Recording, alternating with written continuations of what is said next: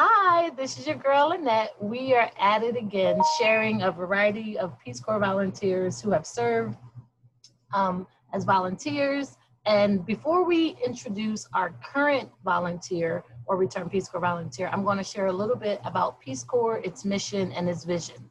So the Peace Corps is a service opportunity for motivated change makers to immerse themselves in a community abroad, working side by side with local host country nationals to tackle the most pressing challenges of our generation. The Peace Corps mission is to promote world peace and friendship by fulfilling three goals. One, to help the people of interested countries in meeting their need for trained men and women. Two, to help promote a better understanding of Americans on the part of the people served.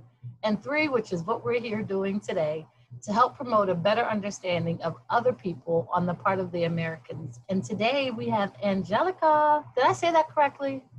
Yes, you did. All right, well, welcome. Thanks for sharing. Thanks for taking the time to share about your service. Where exactly did you serve? Okay, so I served in Colombia, so it's in South America next to Venezuela. And I was in the PES volunteer. It was formerly known as TEFL, which is teaching English as a foreign language volunteer. But then it became PES, which is Practical English for Success volunteer. So I pretty much enjoyed doing that. Happy to go on and talk about kind of what led me into the Peace Corps. That's where we can start. All right, so pretty much I was in high school. I think it was my 11th grade year, and I had a teacher. I actually had two teachers. One was my AP US History, and then the other one was AP English. And both of them had served. One served in Nepal, the other one served in Kazakhstan, I believed. And so just hearing them talk about going and living in another country, experiencing a different culture, it really made me think about, oh, that seems cool. It seems like something I would be interested in, especially as someone who was a Girl Scout. Even at that time, I was still a Girl Scout. Like it had always been instilled in me to appreciate, not only other people, but also their cultures. And so I was very interested in doing that type of work. And although I didn't have the exact time frame in which I wanted to actually go into the Peace Corps, I did know that it was something that I wanted to do. So I kind of kept it in the back of my mind, went on to UNC Chapel Hill, and then, applied my senior year. Actually, the first time I didn't get into the Peace Corps, I think I applied to Guatemala, and they had like maybe 3,000 applicants. It was a large number. And so I didn't get in, but I reapplied, and I still had that I wanted to go somewhere that spoke Spanish. And luckily, I think I chose Colombia, DR, and I can't remember the third country, but I ended up getting Colombia. So Nice. that was great. Let's see, where else can I go with this? So basically So got in. when were you actually in Colombia? So that would have been January 2016 was when I left, and I swore in April 2016, and then I finished March 2018. Well, you good with those dates? Because I'd be like, I was 2001 to 2003. You asked me a month. I'm like, let me check my paperwork to see what it says.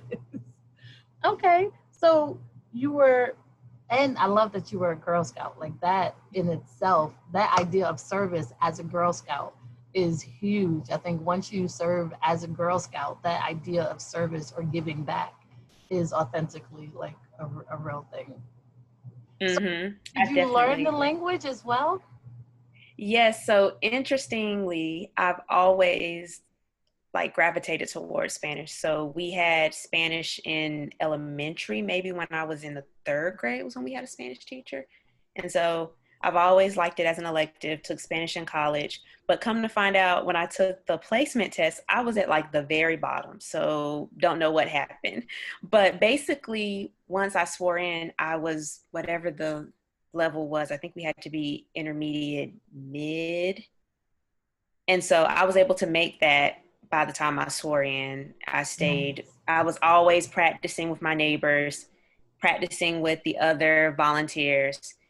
And so, and it was difficult because a lot of them were, for whatever reason, our group, we had a lot of people who either were past Spanish teachers or had lived abroad in a Spanish country.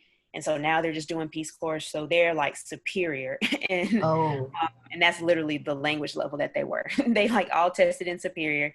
And then here you go, little old me and novice. It was like maybe 8 of us that were in novice though. So it wasn't too bad out of maybe 20, was it 29 of us maybe, or 30? It was in 29 or 30 something. But it was all good. So it was Spanish. And a lot of people say that Colombian Spanish is difficult, which it is. It's like they cut everything. It's like, ¿pa qué? ¿A dónde va? And it's like, ¿dónde va? ¿A dónde va? But it's like, ¿a dónde va? ¿Pa qué? They cut all the words, you know, and it depends on what part of the country you're in, but on the coast, they cut a lot of the words. And so, you know, at some point you get used to it, but definitely when I was learning it, it was just like, oh my gosh, how am I going? This is slang Spanish. But it was good though. It was good. I liked it because now I still will talk, you know, I still speak it. That's cool. Did you stay with a host family or did you have your own compound or host home where you were? In Colombia, so we actually had to stay with the host family throughout our entire stay. So even so in training, stayed with the host family, and also during my 2 years, I had to stay there. Well, in another host family because our training towns were different from our actual, I guess, our pueblos. Yes, right. Our assigned sites. Okay. And so it was nice. Like I had my first family, it was a mom, her daughter, son. The father had just passed away. I forgot what type of accident, if it was like a tractor accident or something. And so that was kind of, you know, difficult for them.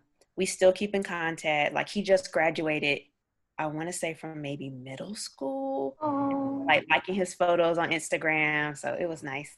That's cool. Did you eat, was it the culture to eat with the family or did you learn some like exotic dishes, some different recipes, yes, that you still use today? Well, actually, like for Colombia, I ended up gaining a lot of weight because it's a lot of rice, a bunch of starch. So they were feeding me starch 3 times a day. And so within 2 months, I had gained like 30 pounds.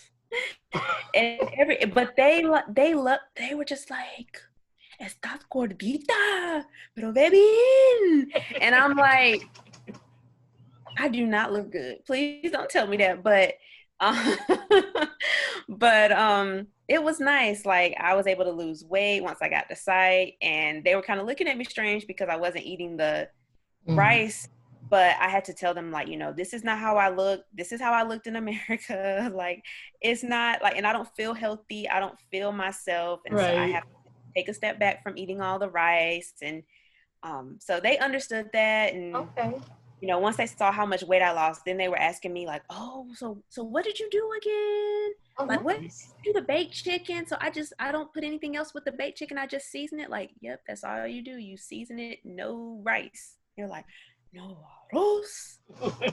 See, yeah, you cussing at people talking about no rice in Colombia. Yeah. So what program were you a part of? Were you a teacher, a health volunteer? So I was a teacher. So Practical English for Success, that was just teaching. So what that looked like was I was co-teaching with other teachers in the school.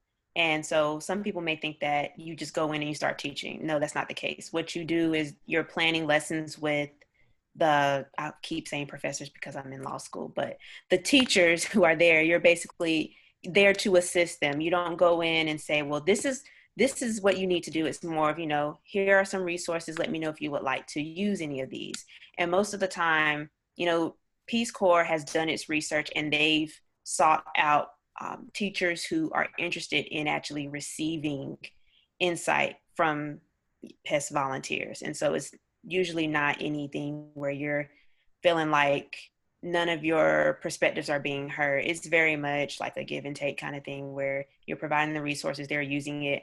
A lot of what I focused on was classroom management because naturally, like my personality is one of those where I mean, I really try not to be a disciplinarian, but it just kind of comes out. So, so with Peace Corps, it was like, okay, let's just kind of get, and asking them, so what do you think could be changed? And then they're saying, well, the kids can be a bit rowdy. And so you're like, okay, they're picking up what I picked up on. So then you can say, okay, well, let's try to figure out how to, get the kids to be a lot more calmer, and then also kind of channel their energy into the schoolwork in a productive way. And so what we found out was that, well, what I found out, because they know themselves, Colombians are very competitive. And so you can really use that in the classroom. So a lot of what I did was, when we did games, like when we're trying to see, okay, let's play a vocabulary game, or let's play a game where students have to come up with the English sentence, or they have to figure out what verb goes in that missing blank of the sentence. And so when you have them set up on teams and only one person has to, go up, they're like running to the board, everyone's quiet and focused. So that's something that I really tried to make sure that I got across to them, is that, you have to really think about what the strengths are of your students and then hone in on that. And I think the reason why Peace Corps is such a good resource is that, even as we see in our own American systems, like the teachers are overworked. So, I mean, honestly, even if we were to take, Colombian teachers who came here and just were a helping hand, if you will, that would help even our teachers. So it's not even about American school systems being better than Colombian school systems. It's really about just providing that helping hand. And so I think that's kind of what I began to learn when I was in Peace Corps, because again, a lot of people talk about coming in with that whole savior complex, which is a lot of something that they're trying to really address in Peace Corps. And you have to look at it in terms of a growth mindset, and knowing that you don't have all the answers. Neither do they, but it's what you can do together that helps the student. And so I think when we look at it from that perspective, everyone wins. You're right. That collaboration is imperative. They signed up, like everyone who requests Peace Corps volunteers, they don't get them. So the work that they took to get you there in the first place, and the rationale or the reasoning for having or requesting a volunteer, is for a reason. And sometimes that collaboration is important to be able to say, okay, we know that these are some concerns that we have. This is how we've been addressing them, and say, oh, that works. I can add this to it. So I can, there's that added value of us partnering our views and our opinions and our experiences to come up with what's going to work best for the school or that teacher, because some of those things may not even work for that other classroom because of the students or their learning style or their teaching styles. So that's collaboration in any initiative when working as a Peace Corps volunteer is imperative. Because if you go in, like you said, like, I got this, let me do this, the likelihood that it's going to be sustainable is going to be very small, because you don't have that support system to say, we agree, we want this to happen, this works, and we want to keep this going. So you want to have that counterpart when you're serving. I definitely agree. So did you keep in touch with the teachers from Nepal and Kyrgyzstan? Did you keep in touch? Yes. Kazakhstan, did you keep in touch with them? Yes, I actually just emailed my English teacher maybe 2 weeks ago, and it was after I got a grade back from a memo I had written, and I told her I received an A- on it, which is a big deal because law school writing is completely different. And I was talking to her about it, and she was like, oh, I'm not surprised one bit. I'm so proud of you. And we started talking about the Peace Corps again. But before that, I was definitely talking to them during my service, and I actually received a care package from both of them. So, oh, that is awesome. So we're in touch with people. it is great to have that kind of springboard to get information from volunteers like yourself and other volunteers to kind of gauge where you want to be, where you may want to be, what your interests are, and how to best prepare for where you may be serving. In terms of your service, is there anything that you would change or improve or enhance about your time? Sure. So we came in, like I said, January. And so that's around Carnival time. And so there's not really much school. Everybody's, having their festivos and all of that, which is fine. But when we're talking about coming into school and there's no school to really go to, you're just twiddling your thumbs. But that's good for cultural integration. So you can really spend time with your families, your host Right. families, your counterparts. So, I mean, it's kind of one of those, you could change it and maybe have us come in, and I think they have changed it to where PES comes in later in the year, maybe Okay. like April, May. And so they might have changed. I think they did because I was like C28 and now they're on like 14 now. So I don't know. But yes, I think that would be something to consider. But again, if they're pushing the fact that you need to really, integrate culturally, then I don't think it's a problem. It just gives you time to integrate with your host family. So they could keep it that way, but that would be the Okay. only thing I would change. All right. There were some volunteers who were in the midst of their projects or initiatives, and they're like, "It should be extended. We should be allowed to extend." And I'm like, "But that time period is kind of perfect because you do get the time to do that first year of integration and networking and connecting and building relationships to start that project. And if you authentically have that counterpart, they're the ones kind of finalizing it. So you get to kind of let go and see if the work and the time you put into whatever it was is going to work because they have an opportunity to take it to the end to say we did this versus that Mm-hmm. volunteer did this and I don't know anything about it. So I don't know, I got mixed feelings and I would have totally loved to extend that my time only because I enjoyed being in Namibia and in my community. But Mm-hmm. in terms of watching some of the things kind of go and either continue or to finish on their own and to be like, but don't forget, oh, did you know? Oh, you did it! Like, it's kind of cool. So, if there were other volunteers who were interested or other people who were interested or considering serving, are there any suggestions that you would have for them? Yes, I would definitely say don't let your parents, relatives, partners tell you things like, oh, well, if you go, I won't see you, or something bad may happen. Anything can happen. Like I'm in Durham, things can happen anytime. So I would just say don't let your family deter you. And the good thing is that when you do go to your post, your family can come visit you.